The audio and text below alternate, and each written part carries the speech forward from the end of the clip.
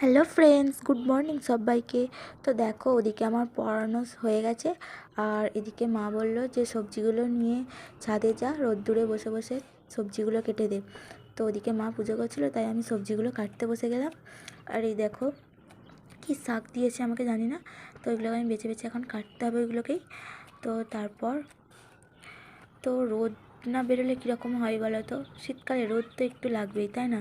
শীতকালে রোদ না হলে ভালোই লাগে না।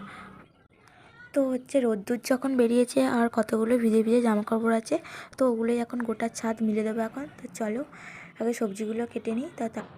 আর এদিকে দেখো, আমি সব জামাকাপড় ছাদের মধ্যে সব মেলে দিয়েছি। তো এগুলোকে একটু শুকনো হোক। আর এইদিকে দেখো, মায়ের পুজো সেরে মা রান্না এখন বসিয়ে দিয়েছে।